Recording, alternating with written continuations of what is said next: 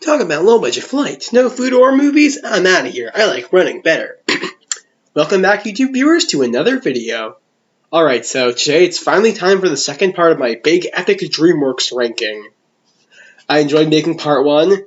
It went way longer than I thought it would, but that said, I still had fun making it. But because it's so long, I'm worried that this second part is going to be basically an entire movie in and of itself. Which I hope it does not turn out to be, but let's see. And yes, I'm still a bit sick, but I can record this. I'm doing fine. So, last time I looked at 15 different films. The good, the bad, and the actually really good, and the decent. Now we're going from just really good to absolutely amazing. So, without further ado, let's get into number 15. Number 15 is Wallace and Gromit: Curse of the Were-Rabbit. This movie is just a bit overrated in my opinion. Just a little. I feel like it drags on a bit, and there aren't a ton of laugh-out-loud jokes. I mean, there are some, to be sure, but I still really like this movie. Unsurprisingly, the stop motion is great. Gee, who would have thought an Aardman movie has really impressive stop motion? And even though I didn't laugh out loud that often, most of the humor still lands.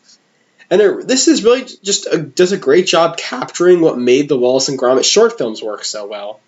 I like how instead of being a thriller like all those short films this duo's done, it's a parody of old monster movies. I mean, Wallace turning into a were-rabbit is just so ridiculous, but it works so well.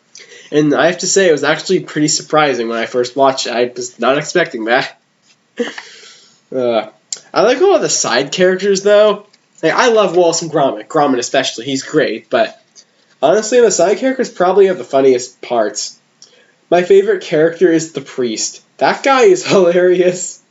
Like, his exchange with Victor Quartermain about how to kill the were-rabbit, you need a bullet. A bullet? A bullet! The time with the super dramatic music, it's really funny. This definitely did deserve its Oscar win. It's too bad, though, this was DreamWorks' last winner of the Best Animated Feature Award.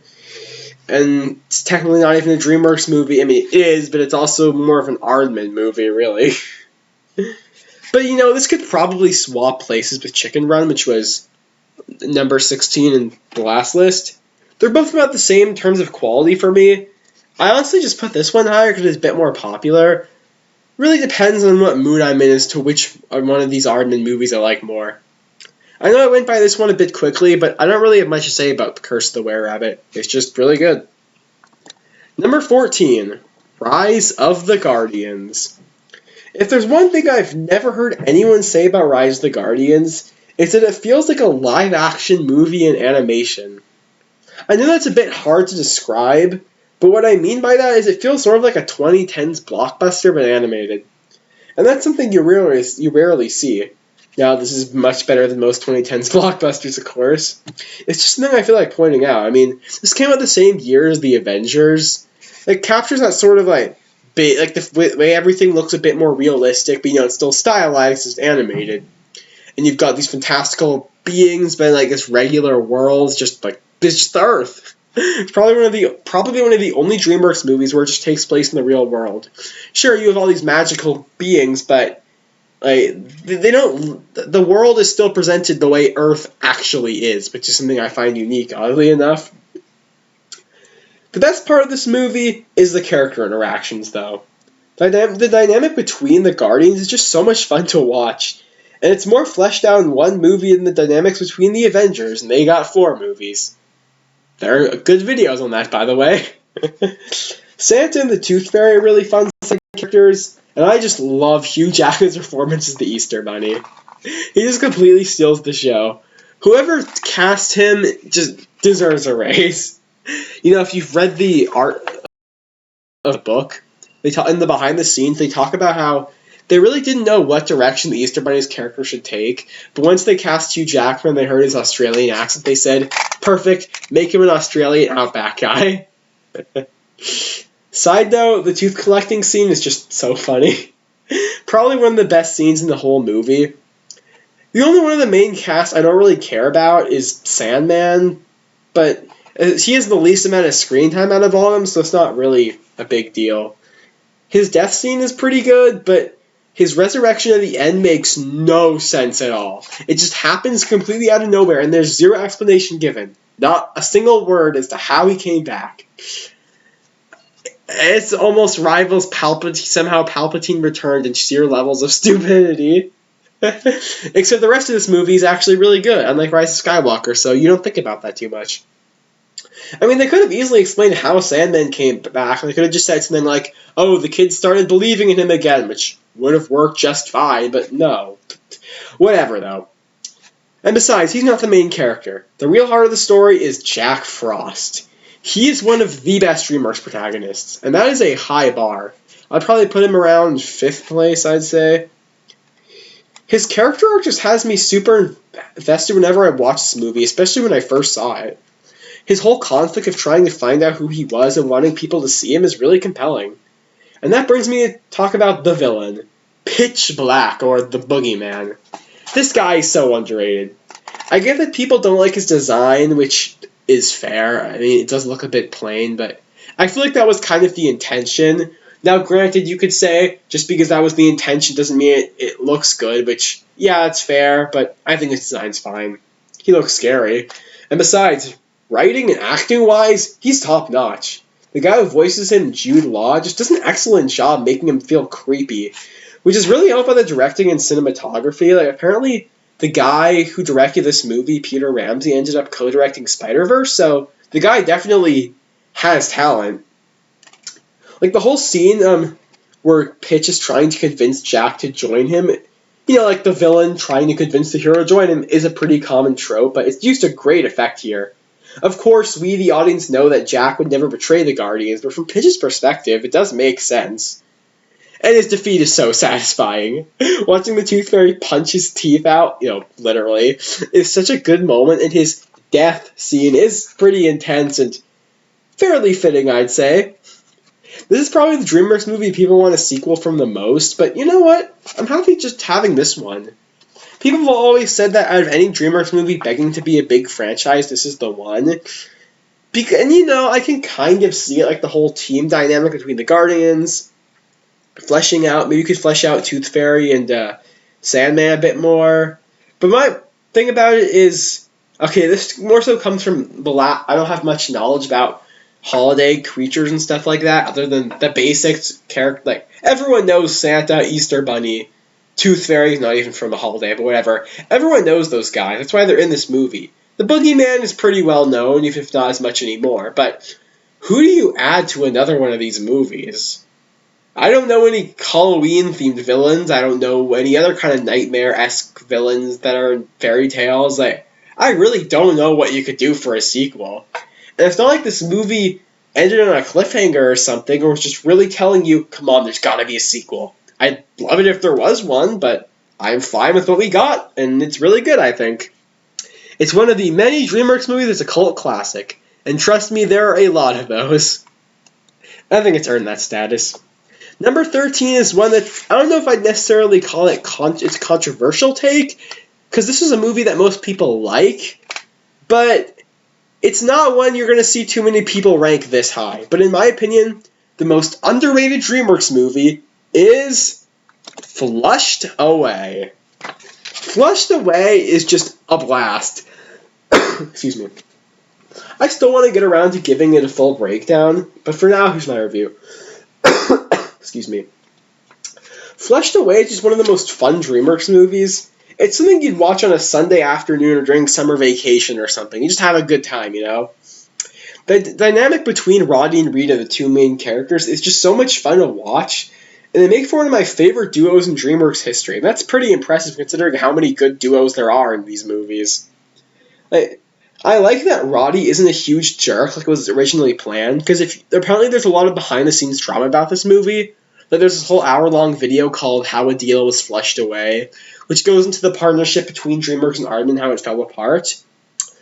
It's really interesting how, in the original plans for this movie, since Roddy came from a rich family, he was the pet of a rich family, he was planned to be some huge jerk where he'd have this big character arc about learning not to be a huge jerk, and he also had these two butlers and who don't appear, then he'd learn to see that those guys aren't real friends, and at the end of the movie he gains actual friends. I think that's a fine enough trope and all, but honestly, I like what they went with more. He doesn't have any butlers or whatever when in his regular life. He has no friends, really. It does a better job selling the fact that this guy is alone. And, well, the trope of the main character needs to learn not to be such a jerk can work. The trope of a lonely guy who learns to have friends and learns how to, do amazing things, that's just as common a trope, and I like it. I do really appreciate that he's not just some huge jerk who has to learn to be a good guy. He's just a nice but lonely guy who gets tossed into a crazy adventure. And it's pretty funny to me that this movie had so much executive meddling from DreamWorks, because that feels like DreamWorks love to put edge into their movies, especially back then. So you'd think that a main character who learns not to be a jerk is something DreamWorks would want, but no. They preferred a lonely guy who learns to have friends, which is not something you'd see from the studio back in 2006. I mean, it happened, but you look at Over the Hedge. Yes, it's about a lonely guy who learns to have a family, but it's still also about him being a selfish guy until he learns to do things for other people. Okay, that tangent is over. So what about the rest of the movie? Rita is a fun character. I like the scenes with her family. She's not super funny on her own, but she ends up being really entertaining because of her reactions to the other characters and situations going on. I mentioned her family. The scene where you meet her massive family and each of them have some kind of specific joke, and they never get too overplayed, thankfully. That's funny. With the boat rocking around, everyone has to share this one bowl of soup that just gets passed, that falls to each side of this massive table as the boat rocks. I thought that was funny. I liked it. The action scenes are great. It offers action scenes you don't see in too many animated movies, and this movie is such a specific story and setting, it really helps it feel distinct. We get a high-speed boat chase, and I think there's two of them, maybe even three. The Rat City of the movie takes place in such a great setting. I mean, it's a city made out of trash in the sewer that's lived in by talking rats. And also, I like how they all wear clothes, and have hair. It's a bit weird, but I think it really sells the idea that these guys aren't too dissimilar from humans, I mean, I just really like the fact that Roddy wears a suit. When I first saw the poster, I thought this would be some kind of parody or homage to James Bond. It does have Bond references, but the actual story, I mean, it still does kind of feel like a Bond movie, but Roddy himself is definitely nothing like James Bond. The guy is no Pierce Brosnan, to say the least. I mean, the villains are very James Bond. You got the Toad, voiced by Ian McKellen, who feels like some kind of parody of the Kingpin from Spider-Man or something. He's really funny, but he also manages to still be decently intimidating. But what I think really makes him feel like a Bond villain is that he has these crazy henchmen. It's funny. Villain henchmen are a double-edged sword. They either end up being really boring or complete standouts to whatever story they're in. Thankfully, this movie's henchmen are complete standouts. You got Spike and Whitey, voiced by Andy Serkis and Bill Nighy, of all people, and they are hilarious. Just look up scenes of them on YouTube, you will probably laugh. A scene where they're falling into the water or something, or the ending, during the boat chase, they're great. And who can forget the Toad's French cousin, Le Frog? This movie just has really has that Aardman humor to it, and this is probably my second favorite Aardman film. Of course, the best one is The Pirate in an Adventure with Scientists, but that's not a DreamWorks movie. The climax of this movie is just really unique and pretty engaging. If you haven't seen the movie, I won't spoil it, because you should watch it for yourself. I'll just say that the villain's plan is something you could never think of. It's so bizarre, and I love it. My last note would be that I don't really find the slugs annoying. You can see them on this image here. People call them the proto-minions, but I don't understand that at all. I guess because there are a bunch of them and they're loud. They really don't have that much screen time on. They don't have as much screen time as the marketing might make you think, and I don't know. I didn't find them to be too annoying. I mean, they actually speak, kind of, so that's nice. I spent way more time talking about Flushed Away than I thought I would, but I just really like Flushed Away. But now we're moving on to the 9 out of 10s, and then eventually the 10s, the masterpieces. And number 12, the first 9 out of 10 on this list is Shrek 2. I love Shrek 2. The incredibly funny jokes, the brilliant expansion of the first movie's themes and world, the funny new characters. Shrek 2 is a perfect sequel. But you guys already know that. Everyone knows that. It's Shrek 2. But unlike most people, I wouldn't put this in my top 5. I don't really have any issues with it. It just doesn't really connect with me like it does for other people. When you hear people talk about Shrek 2, they always talk about how nostalgic they are for it and how much it affected them growing up and as adults. I don't have that experience at all. That's probably why I don't like the Shrek movies as much as other people. As you can see from the first part, I still really praise them, but it's just, I don't have the kind of emotional connection to them that most people do. This movie, it's great, it really is, but it's just a great movie I've seen a couple times. It wasn't a life-changing experience. It's not something I regularly think about or quote or whatever. It's just, yeah, it's Shrek 2. It's good. I like it. So that's my thoughts on the movie in a nutshell, but I still, like I said, this is still a great movie, so, excuse me. There's totally a lot to love about it. Yes, the holding out for a hero scene is amazing. Everyone's completely right when they say that. The concept of a giant... Shrek and Donkey are riding a giant gingerbread man that is storming a castle while some evil fairy godmother sings an 80s song. And it is way better than that concept sounds. I love that scene. But what about the rest of the movie? Well, it's Shrek 2, like I've said a million times. Shrek, Donkey, and Puss in Boots getting arrested on live television always makes me laugh.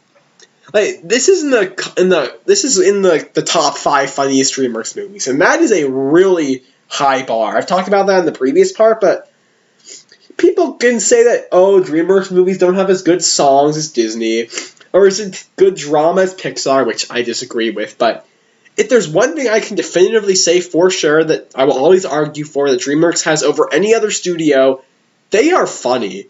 This movie is hilarious, and there's a reason everyone agrees with that. The reveal that a magical kingdom just looks like Southern California, that's just such a ridiculous concept. It might not seem that it's not that clever nowadays, but back then it was really funny. It still gets a good kick out of me. Because you have to remember, when this movie came out, a parody like this, especially an animated one, just didn't really exist, so this was very fresh. Or Puss in Boots' introduction, he gets hyped up as this big ogre slayer, and then you finally see him, and he's a cat wearing boots. And then Shrek and Donkey are just not afraid of him at all. Shrek just says, "Oh look, a little cat." And Donkey says, "Hey, there's only room for one annoying animal sidekick in this group." There are a lot of funny scenes in this movie. Duh. It's pretty hard for me to pick a winner in that regard.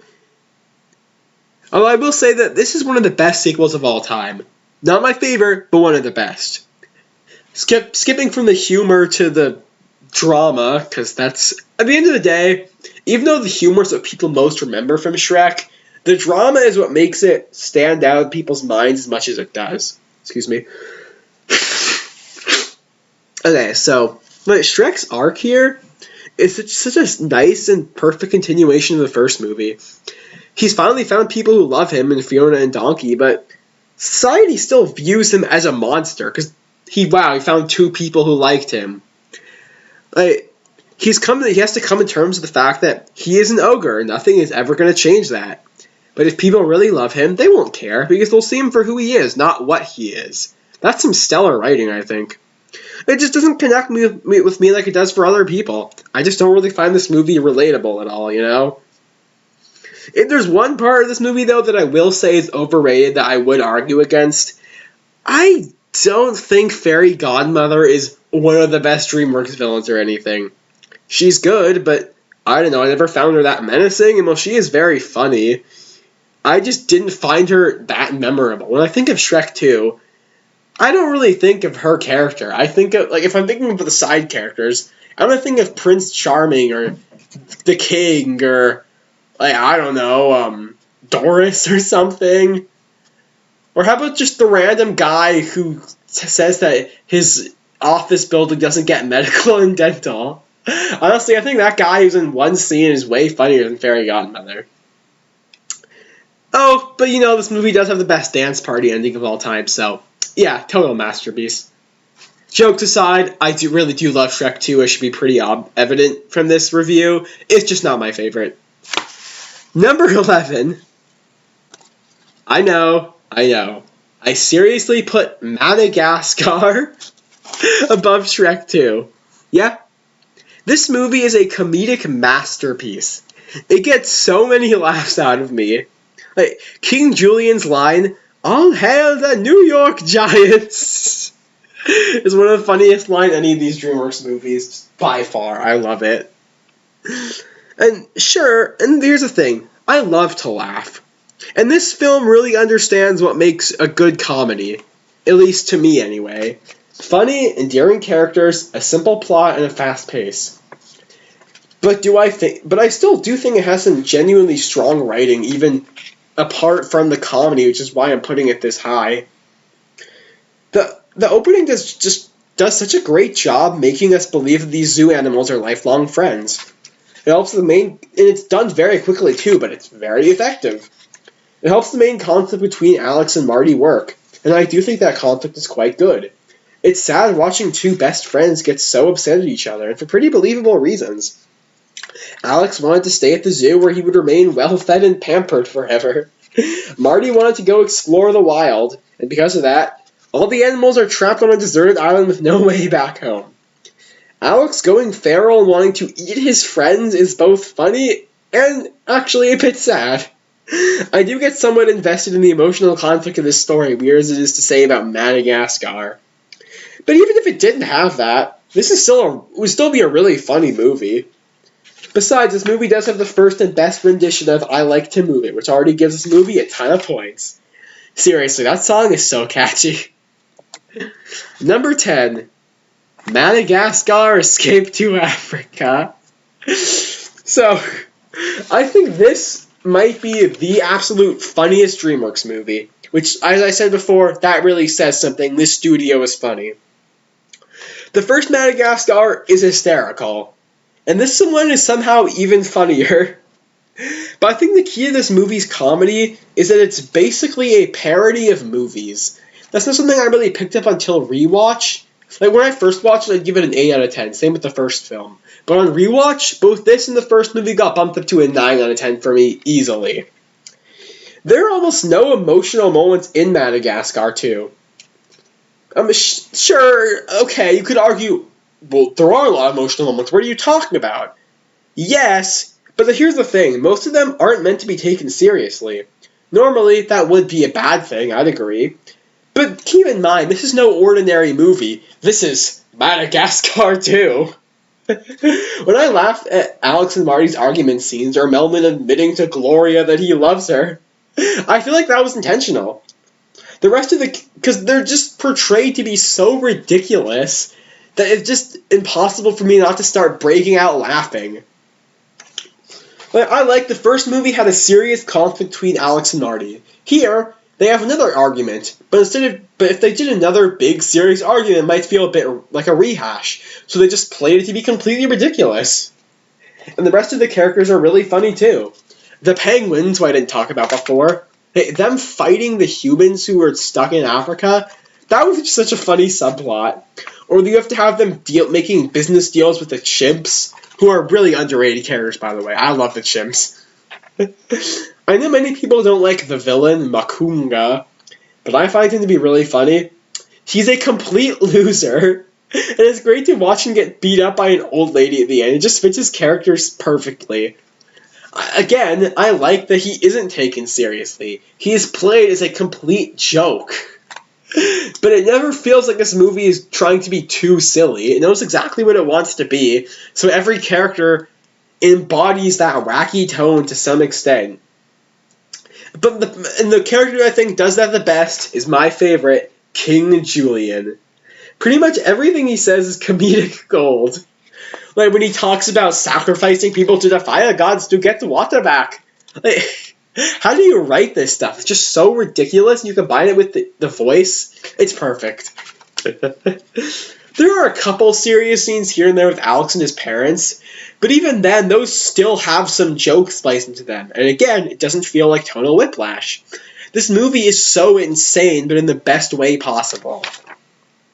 I also gotta love the unique animation that plays in the credits, with a really good remix of I Like to Move It. Not as good as the first movie's cover, but still good. So yeah, this Madagascar Escape to Africa, near perfection. It's the last movie on this list that would probably be controversial. Okay, never mind. Number 9, The Prince of Egypt. And much like with Shrek 2, many people would put The Prince of Egypt in the top 5, probably top 3 for most people. I've seen multiple guys say this is the greatest animated movie of all time. I would definitely disagree. It's great, it really is. I mean, it's super high up on this list. Number 9, 9 out of 10. It's just not my favorite. I'll quickly get the things I don't like out of the way, because there aren't many. The animation and art direction, while amazing, do look a bit rough in spots, unfortunately.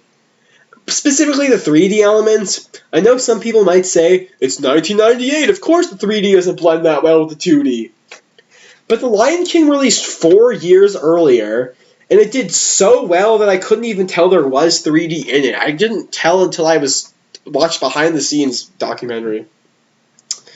Or how about the dance scene in Beauty and the Beast from even earlier than that? With the whole spinning camera thing, that was amazing. I think the 3D there are other 3D, in short, there are other 2D animated films from before that incorporate 3D better. There also do have a few other, I mean, the movie still looks incredible, but I still do have a few other small complaints. Like, Miriam and Aaron's characters feel really wasted. I think they serve their roles just fine, but if you know the Book of Exodus, then you would know that they got Aaron pretty wrong. Personally, I think it's mostly just that Jeff Goldblum was really poorly cast. His voice is way too comedic. Other than that, this movie's perfect. Moses and Ramses' brotherly bond is very well portrayed, causing their falling out to hit hard. Both were raised in an Egyptian palace, yet while one became a holy man of God, the other guy became a monster. Moses tried so hard to convince Ramses to stop, but he won't. The guy is so heartless he's okay with his father having killed children. What a terrible person. He's so heartless, he goes on to say that, or not just heartless, but he's just so egotistical. He says that he is the morning and evening star. That he is basically God. Watching him be humbled and defeated at the end is incredibly cathartic. Like, you ever read a shonen story, like it reminds me of like seeing Goku finally defeat Frieza, or seeing Gohan finally beat Cell, like that awesome moment where the hero finally gets the final blow on the villain. In this case, you get to see that Ramses is finally defeated. He has no more army. He has nothing, as he's stuck, separated away from the people he tried to enslave, as he's probably just going to sit on that rock for the rest of his miserable life. What a great, satisfying scene. It is still a bit sad for Moses, because this guy was still his brother. But as he was told earlier, it doesn't matter if you are my brother or not. You are evil, I need to stop you. And, Ramses was offered multiple chances to change his ways, but he hardened his heart. He never took any chances. He was staying to the bitter end that he would be an evil guy who enslaved people. Next, there's the music. It rules. Unsurprisingly. Hans Zimmer's soundtrack is great, but the songs are what really steal the show. Deliver Us is such an awe-inspiring opening that perfectly sets a stage with a stellar blend of music and visuals. Man, that sentence sounds really movie critic, doesn't it? All I ever wanted is sad, but it is an interesting twist on the I want song trope. I like it. Heaven's Eyes is terrific, and it really makes you feel like you're at a party, you know? But it still has meaning beyond that. Although I do find it interesting that song made me realize, wow, Jethro has one line apart from his song, and that's it. They went out of their way to cast an expensive A-list actor to have one line, and then sure, he sings, but his song is done by someone else.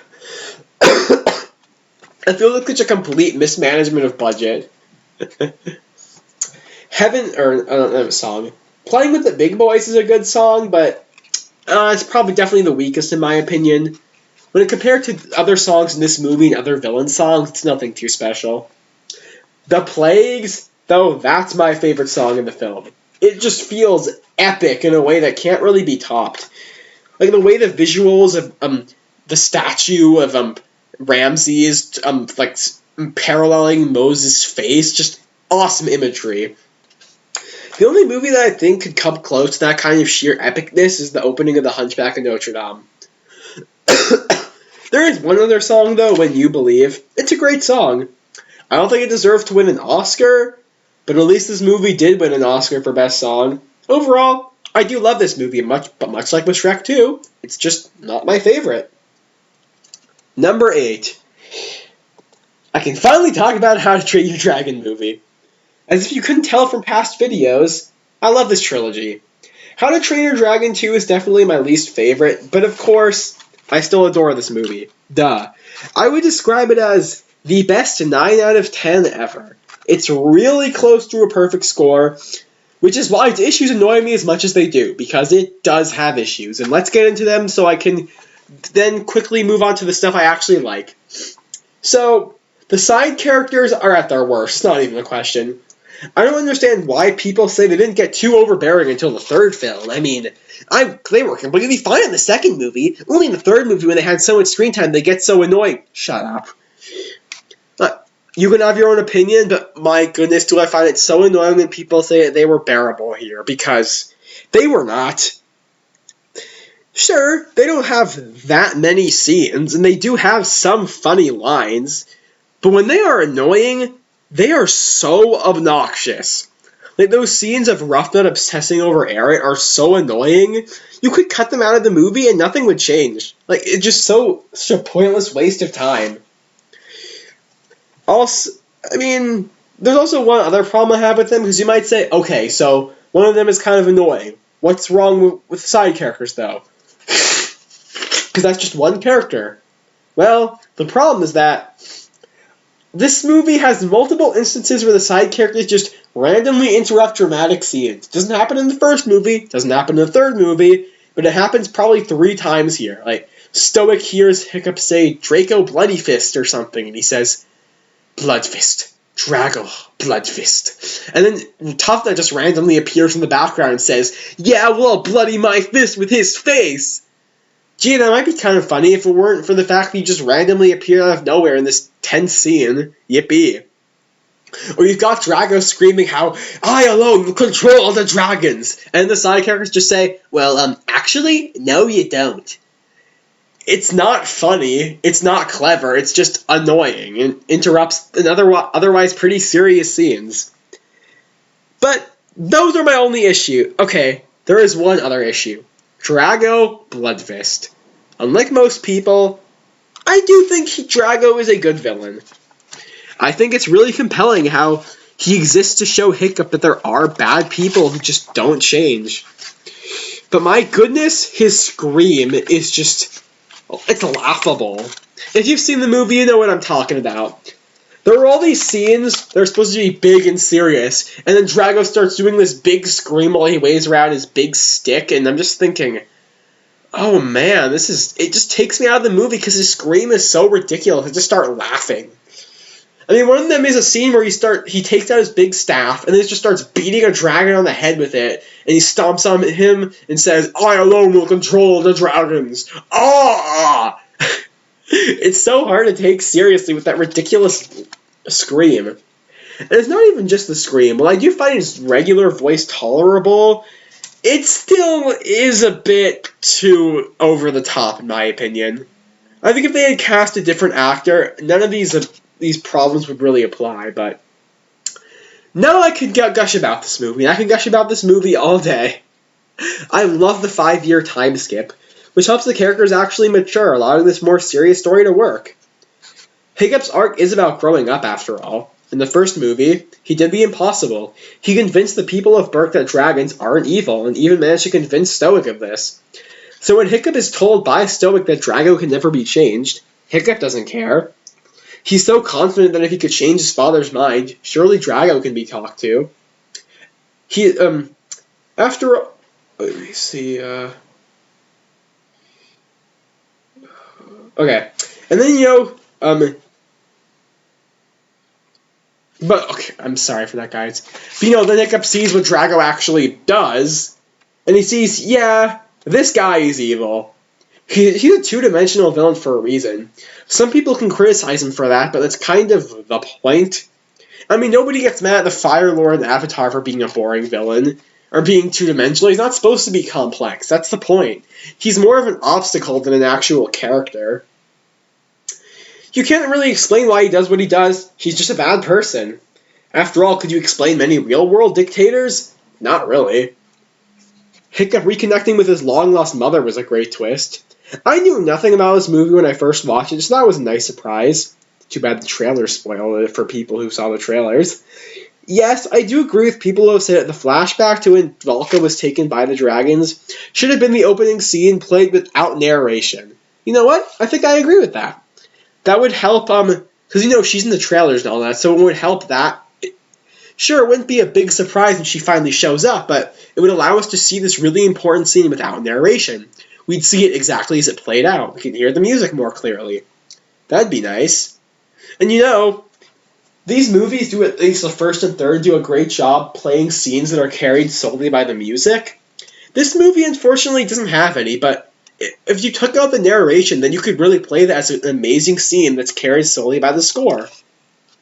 As Valka looks into the eyes of this dragon and sees that it's not an evil beast, but just a gentle creature, as she says, and that can be conveyed easily without dialogue, just by the visuals alone, which is a mark of a great film. But that's really more of a nitpick than an actual problem. I know people have criticized Valka. They say, man, what kind of mother abandons her family for 20 years? Yeah, I agree. I 100% agree with that. But here's the thing.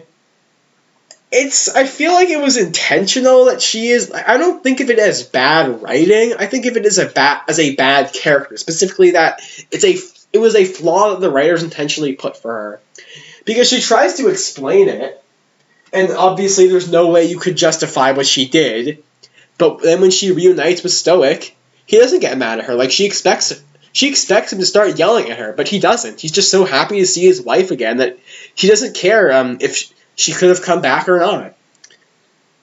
It's a really nice scene. Everyone's talking about that, because, Stoic is the best. I gotta say, though, there's another thing that is more of a nitpick than an actual problem. It's the soundtrack.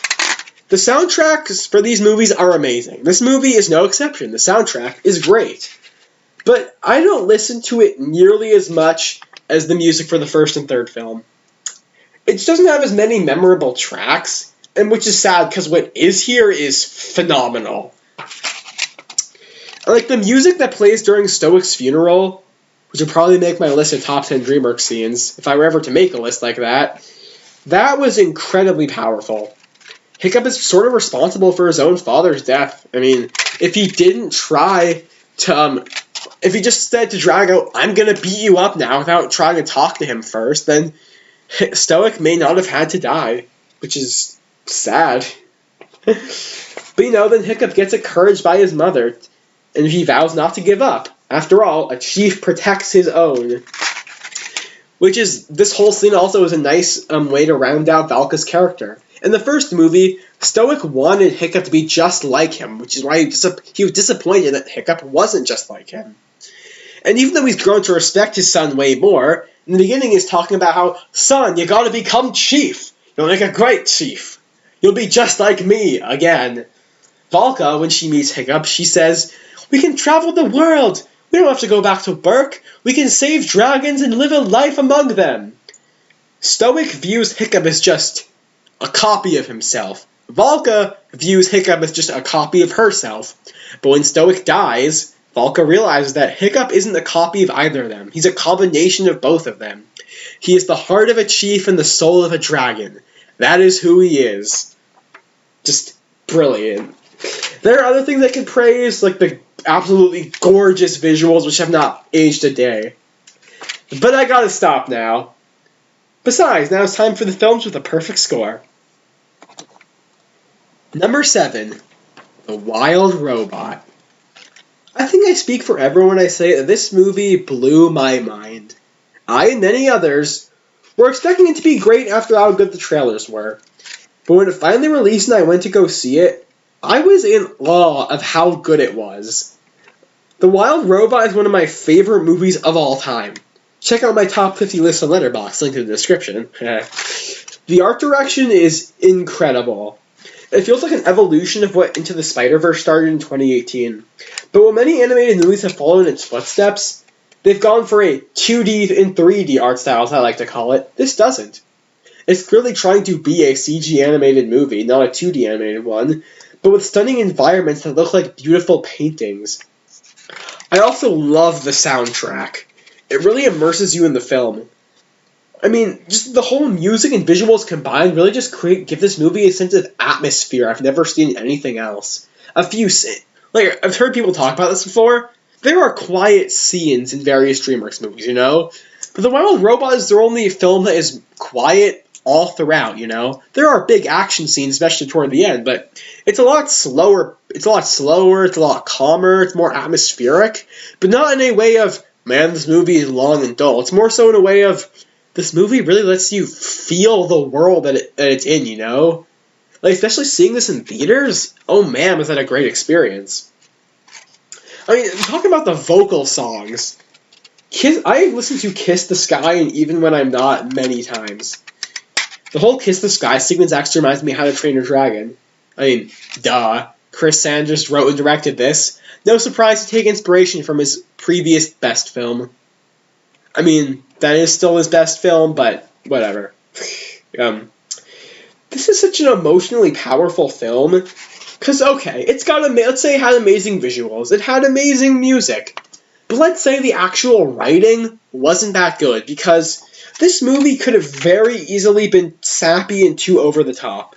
It could have just been trying so hard to pull on your heartstrings it just felt cheap rather than sincere. But no. It was written with such skill and hits all the right beats. Roz is such a likable protagonist, and her relationships with all the other characters are just so interesting. Her arc of learning to be more than who she was programmed to be is just perfect. A word I've used a lot today, huh? Every single scene with her, which is, 99% of the movie, basically, is just so engaging. The ending where she has to leave the island but promises to return one day is just such a great way to end the movie. Like the way she hugs all the animals at the end and says that I will return in time, like that gets to me, you know? I didn't see it coming at all, but it hits hard, despite only having this one film to get invested in her character. Fink is a great comic relief character. Like, he manages to be really funny and works in the dramatic moments. Easily Pedro Pascal's best role. The side animals like the beaver and bear are great too. I was really caught off guard when the bear spoke in the voice of Mark Hamill, no less. And it didn't feel out of place at all. That wasn't a moment, it was incredibly earned. After seeing the bear just be a big animal who slashes at everything and yells and roars and seriously hurt Roz in the beginning, seeing him to be the first one to agree to her plan at the end and just speak in this old gruff voice but in a very calm tone, it caught me so off guard, but I loved it. It was such a satisfying moment for a really small character. The villain, like the robot at the end, despite not appearing much, she still presented a good threat. Not much to say about her, though, because she didn't really appear that much. But of course, the heart of the story is Bright Bill. Watching him grow up from a baby to an adult is paced really well. I was expecting him to be an adult at the very end, because he starts off the movie as a baby, but it quickly moves into him already being an adult. Which I thought was a good choice, honestly. after seeing the movie in its entirety. Like, the scene where he yells at Roz when he finds out that she's not his mother, that really gets me emotional. Like, he says, like, you killed my family or something. Like, I don't even know if I'm your son or not. Like, that was really effective. I don't think he actually says you killed my family, even though she kind of did. But when you get to the ending, though, where he sees Roz and he says, "What happened was not your fault, but what you did to fix it is everything." Like, this is a movie about a robot and a bunch of talking animals. It did not need to be this emotional. Like, the scene where Bright Bill learns how to fly feels majestic. That's probably the best way to describe this whole film.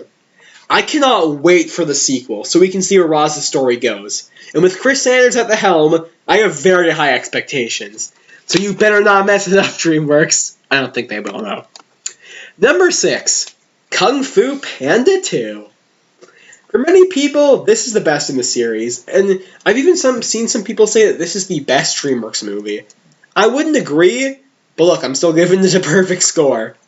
Kung Fu Panda 2 does everything a sequel should and then some. It expands the world and lore by introducing us to Gongman City, where fireworks were invented, tying into real-life history. Since fireworks were invented in China, it's a cool detail. Po finds out he's adopted and that he's the last of the pandas. The action scenes aren't quite as stellar as the originals, but are still great. The same goes for pretty much everything except the visuals. While not as strong as the original, this is still one really funny and really enthralling film. Lord Shen is just a fantastic villain. He oozes menace, and ties into Poe's backstory perfectly. That scene where he tells Poe that his parents didn't love him is heartbreaking. Of course, this is a lie, but it doesn't change the impact of the scene. Poe's arc here is one of the best in any DreamWorks movie. The scene where he finds inner peace by finally confronting his past trauma is next level, okay? How about the scene where Tigress hugs him? Or he tells Mr. Ping, "I know who I am. I'm your son." Hey, that always gets to me. Oh, and this movie is funny. Like I said before, the part where Mantis says that he never had any problems with his dad. He was eaten by Mom before I was born. It's hilarious. Remember, these may be talking animals, but they're still animals, and that's the thing praying mantises actually do. The females eat the males' heads. I always like when talking animal stories tie into the nature of the animals. Or even, Lord Shen, going back to the humor, is a pretty serious character, and it has some great dramatic moments, of course, but he still manages to be funny. Him practicing what to say to Po, like in front of a mirror before finally meeting him, is comedic gold. Like he says, he tries to use his line, "We meet at last, panda," and then he gets cut off by Po talking about the stairs. That is how you effectively blend humor and drama, because it's the payoff, because sure, you might say, but isn't Shen saying, "We meet at last, panda" supposed to be a dramatic line? Not really. Because it's basically the punchline for the setup of him trying to have some menacing line. So he finally gets to say his somewhat menacing line and he just gets cut off. It's funny. There's a lot more I could say, but honestly, I don't really like to talk about Kung Fu Panda 2 that much. Maybe it's not that I don't like to talk about it, I just don't really have much to say about it. In a way, it feels very simple, despite not really being simple. Number 5, Megamind. When I first watched Megamind, I loved it. A solid 9 out of 10. But upon rewatched, I realized that this is one of the greatest movies ever made. At least one of my favorites anyway. Yeah, it's not one of the better looking DreamWorks movies. I can understand if people don't love the human character designs, and maybe the animation hasn't aged amazingly or anything, but that's like the one thing about this movie that I might nitpick, and I still think the character designs are good. Like, Minion just has my favorite design. One of my favorite designs in any of these movies. A talking fishbowl attached to a robot gorilla body. That's just so funny to me. And Megamind himself is a great design too. He looks like a blue version of the leader from Marvel, but with a cape. Now, how is the story? Well, it's probably the best subversion of any genre I've ever seen. It's not a parody. Because, keep in mind, this isn't a parody of superhero movies, it's a subversion. Subverting expectations or tropes can be hard, because you would end up with something like The Last Jedi or the Snow White remake. My goodness, Snoke's death in The Last Jedi was one of the dumbest plot twists I've ever seen. But if you do subversion right, you can end up with something genuinely genius. Superman parodies slash subversions aren't anything new, even in 2010, but the way it's done here is so unique. Yes, Megamind also comes from a destroyed alien planet, but he's not really a Superman stand-in. Metro Man is. And Metro Man is hilarious. I like that he's not really portrayed as being a huge jerk. He's just very flamboyant. Brad Pitt does such an excellent job voicing him. And I love that he doesn't actually die. Him being alive was a great twist. I like how he's not only used for comedy, but also to inspire Megamind to keep on going and become a hero. Speaking of Megamind, he is such a brilliant protagonist. The way his emptiness after taking over the city is portrayed has always fascinated me. It's played for laughs, sure, and it is very, very funny, but it just has this twinge of sadness to it. I think the first scene that comes to my mind when I hear Megamind is the scene where he breaks into the mayor's office after having taken over the city, and he asks Minion what a window is, and he says to him, "It's a window, sir. All the kids are looking into them these days." It's incredibly funny, but Megamind not even knowing what a window is shows how closed off he is. He spends so much time trying to defeat Metro Man that he doesn't even know what a window is. I mean, just think about that for a second. That's depressing. Then there's Hal, who is just such a funny villain. I love the idea of taking the loser living in his parents' basement archetype and turning him into a supervillain. He doesn't really know how to talk to people, doesn't have any real skills. So as soon as he gets superpowers, he uses them for selfish reasons. Lastly, this film is probably my favorite use of licensed music in a movie. Maybe even beating out Shrek 1 and 2. Highway to Hell getting cut off with the word hell is hilarious. But the songs do complement the tone pretty well. I don't have much more to say. I know it's amazing. You know it's amazing. It's Megamind. Number 4 is Kung Fu Panda. Yesterday is history. Tomorrow is a mystery. But this movie is a gift. That is why it is called a present. Kung Fu Panda is what got me into animated films. I had seen plenty before, sure, but I never really thought about them before watching this. I had heard of Dreamworks when I first watched this Kung Fu Panda, but I couldn't really tell you anything about them. And now here we are. Kung Fu Panda is incredible and completely subverts expectations in the best way possible. I expected this to be a funny martial arts parody with maybe some decent action scenes. Instead, this movie is not just really funny. It's incredibly funny, actually. But it has amazing action scenes. Tai Lung's prison escape, his fights with Shifu and Po, and of course the bridge scene, that's all outstanding choreography. It feels fast, kinetic, exciting. Time with the lighting, the camera angles, the cinematography, the music, everything is just next level stuff about Kung Fu Panda. But besides the awesome action, this movie just has a lot of heart, Po is such a likable protagonist, and you really do feel for him. It's inspiring to watch how he continuously was put down and told to quit, but never does.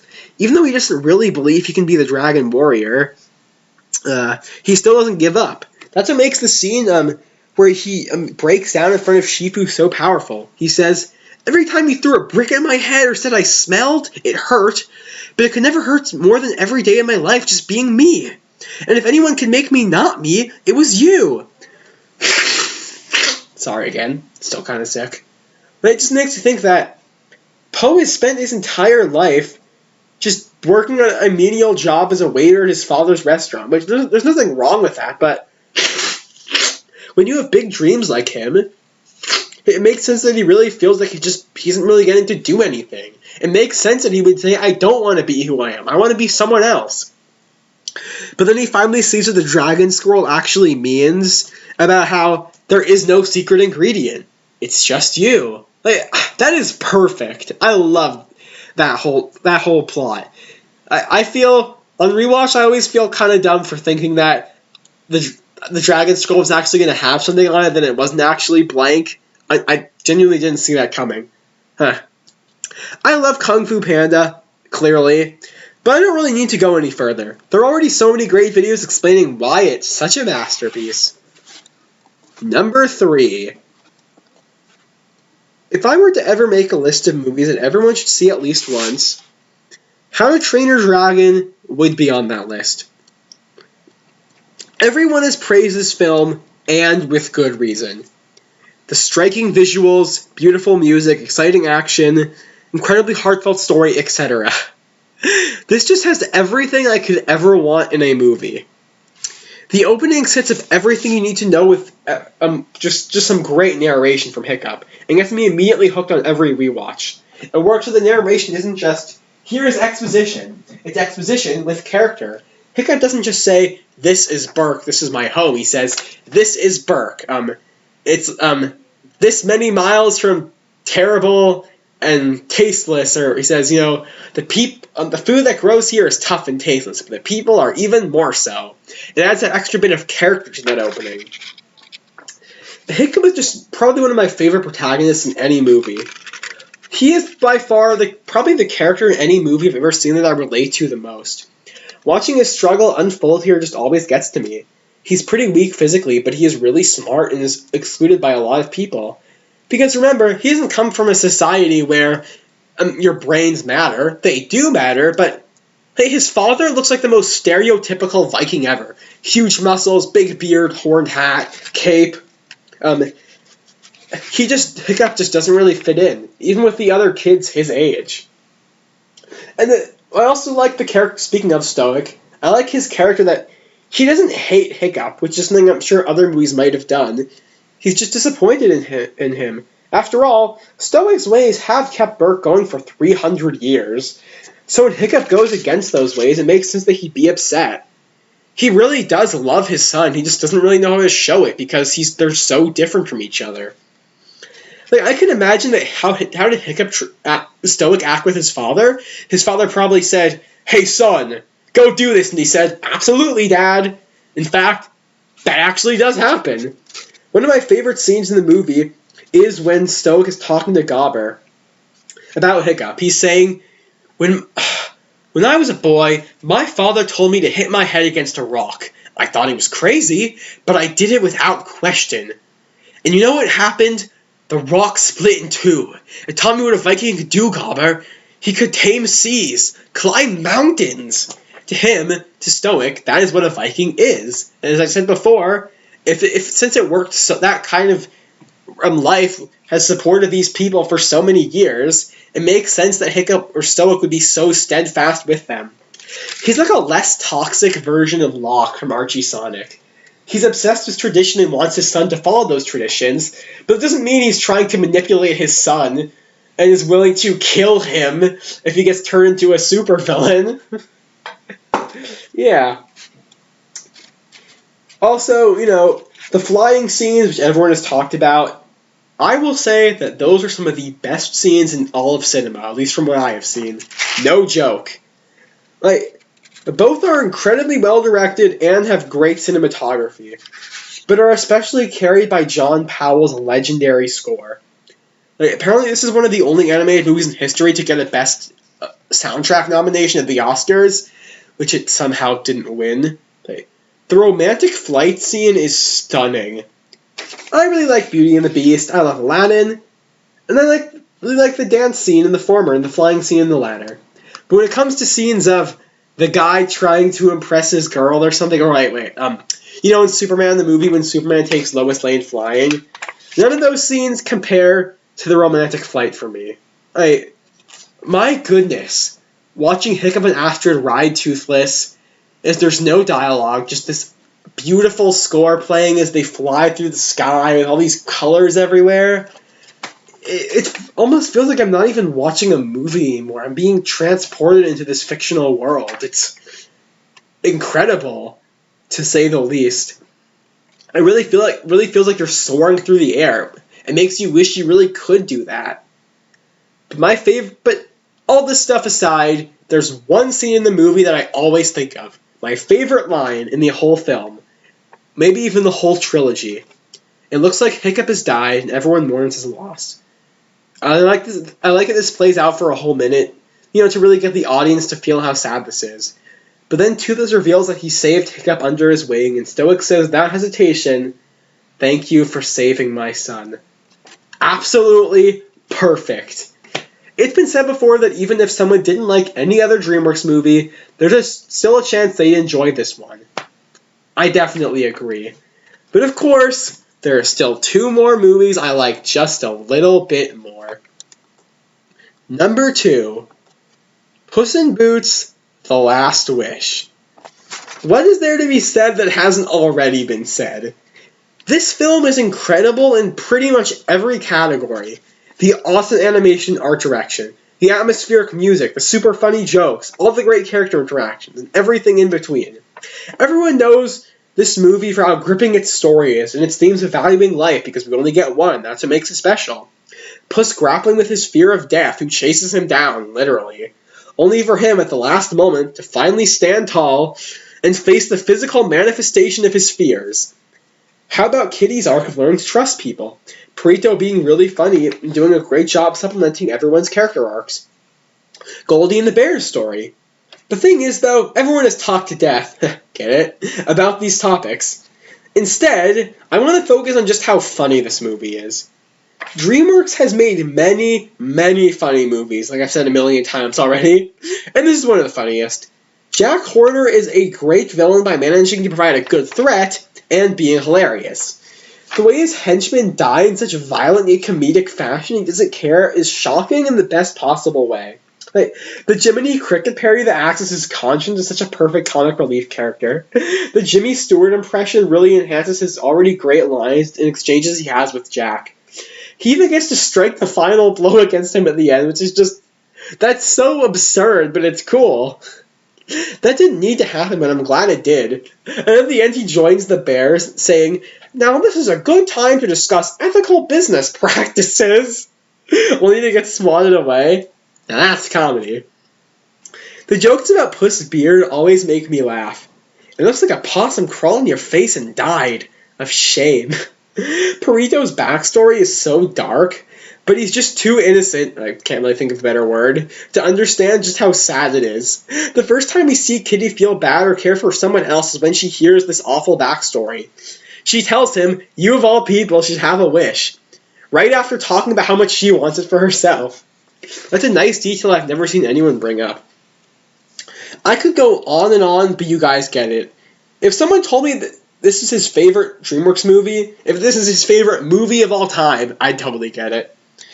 But there's still one more left, and if you followed this channel for a while, you know what it is. How to Train Your Dragon: The Hidden World. Take everything positive I said about the first 2 films, everything positive I said about all the previous films, and multiply it. This is my favorite animated film of all time.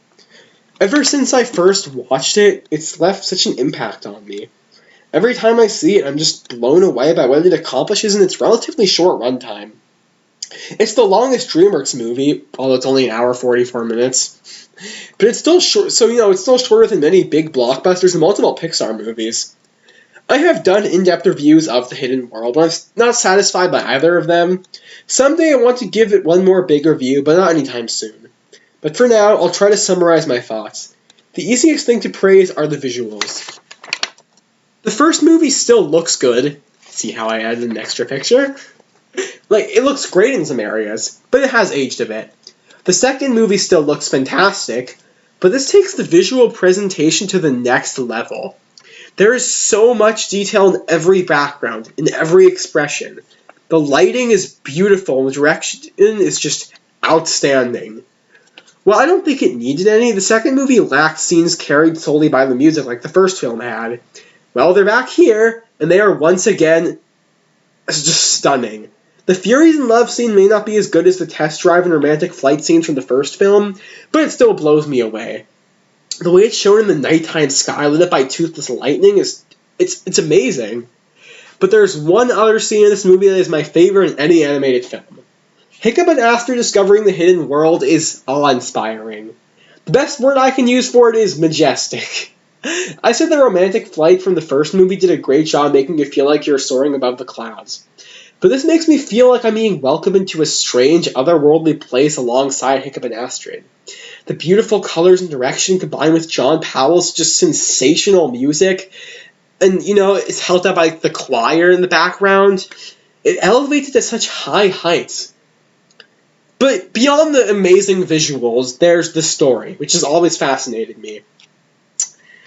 I don't want to go too in depth, because also if I did it, I'd be here forever. I just want to say that the way this movie finishes off the trilogy, it's in the best way possible.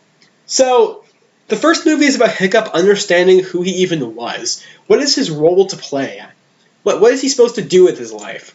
The second movie was him facing that, fact that you can change the world. You can change people, but there are some people and some things about the world that don't change. And this movie brings that to its conclusion. Hiccup never once tries to talk the villain out of it, because he knows that this guy is evil, he's not going to change. But he still thinks, okay, I can still change the world though. I can still keep the dragon safe. I can do what we've always been doing. But he learns that he can't.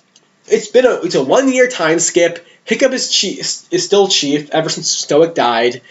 And he's basically spent all his time having him and his friends rescue captured dragons, taking them back to Burke.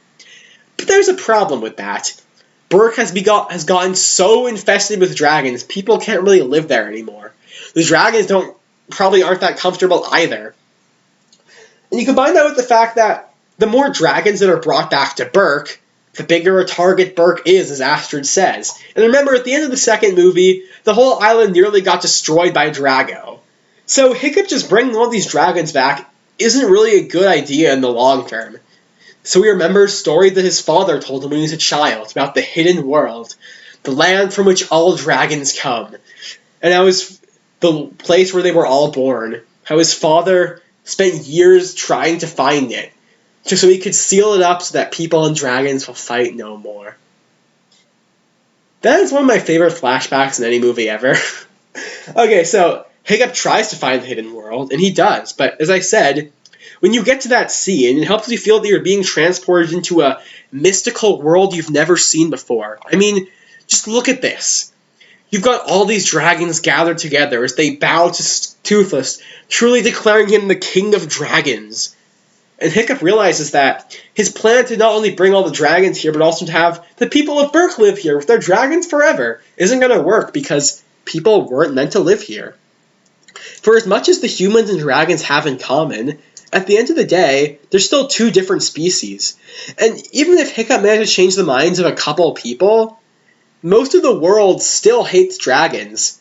They still see them as violent monsters, and trying to change the way civilization has acted for thousands of years, especially when it's something as deep-rooted as this, because at the end of the day, I'm sure if you saw a dragon, you'd be terrified of it.